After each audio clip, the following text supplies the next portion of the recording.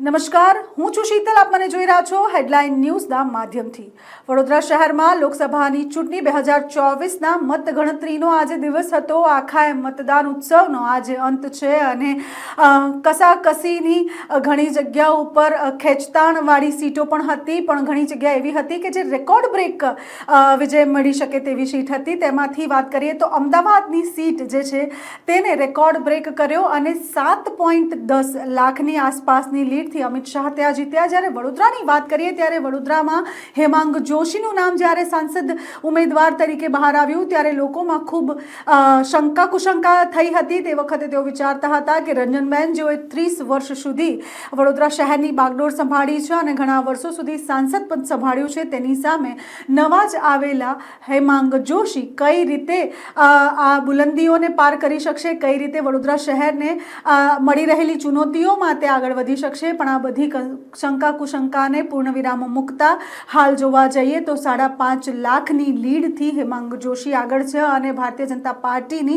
જીત નિશ્ચિત છે. એટલે કહી શકીએ તો વડોદરાને એક નવો યુવા સાંસદ મળી ચૂક્યો છે અને યુવા સાંસદે શું કહ્યું છે અને કયા પ્રકારનો માહોલ પોલિટેકનિક ખાતે સર્જાયો હતો તે પણ એક વખત નજર કરીએ.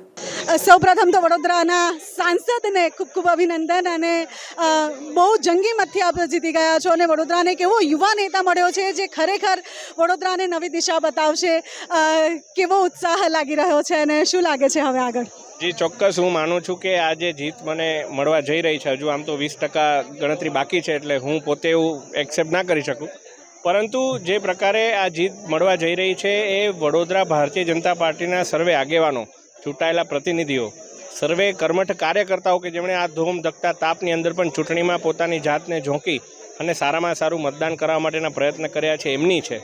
અને સાચું આપને કહું તો આ સમગ્ર ચૂંટણીની પ્રક્રિયામાં વડોદરાના મતદાતાઓ જે પ્રકારે સામેથી આવી અને સવારે આપણે જોયું હોય તો સવારે 2-2 કલાકની આટલી મોટી લાઈન લાગી હતી, એટલે ખૂબ સુંદર એનું પરિણામ આવ્યું છે. અને સારામાં સારું પરિણામ વડોદરા સમગ્ર ગુજરાતમાં એક દાખલો બેસાડે એવું પરિણામ, આ ચૂંટણી એક કેસ સ્ટડી બને એવા પ્રકારનું પરિણામ વડોદરા આપવા જઈ રહ્યું છે. સાથે કહીએ વડોદરાની બાગડોર અને એની સાથે સાથે ગ્રામ્ય વિસ્તારની બાગડોર હવે બે એવા યુવા નેતાઓના હાથમાં છે, એટલે એવું લાગે છે કે વડોદરા અને આજુબાજુના ગ્રામ્ય વિસ્તાર હવે નવા શિખર પાર કરશે. કંઈક નવી આશા હવે વડોદરાવાસી રાખી રહ્યા છે આપ સૌ પાસે. ચોક્કસ, ભારતીય જનતા પાર્ટીની હંમેશા એ પ્રકૃતિ રહી છે કે વિકાસના મુદ્દાને લઈને તેઓ જનતાની વચ્ચે જતા હોય છે. બીજું એવું છે કે આપણે જો કોંગ્રેસનું આ વખતનું ચૂંટણીની પ્રક્રિયા જોઈ હોય તો એમને બહાર આવવામાં થોડી ગરમી લાગતી હતી, એટલે કલેક્ટર કચેરીમાં જ એમણે ચૂંટણી લડી છે. જ્યારે ભારતીય જનતા પાર્ટીનો એક કાર્યકર્તા ખેસ ટોપી પહેરીને જનતાની વચ્ચે હતો. એટલે આ પ્રકારે વડોદરાની જનતા પણ ઓળખે છે કે કોણ એમની સાથે છે, કોણ એમની સાથે નથી. અને જ્યારે કોરોના હોય કે ક્યારેય પૂરની પરિસ્થિતિ હોય, આવી તમામ પરિસ્થિતિમાં ભારતીય જનતા પાર્ટીનો કાર્યકર્તા વિવિધ સેવાકીય પ્રકલ્પ લઈને જનતાની વચ્ચે જતો હોય. એટલે હું માનું છું કે આ ચૂંટણી માત્ર 1 મહિનાનો કાર્યક્રમ નથી હોતો. ચૂંટણી એ સતત ચાલતી પ્રક્રિયા હોય છે અને કાર્યકર જે જનતાની વચ્ચે જતો હોય છે, એ કાર્યકર્તાને લીધે આજે હું સાંસદ બનવા જઈ રહ્યો છું.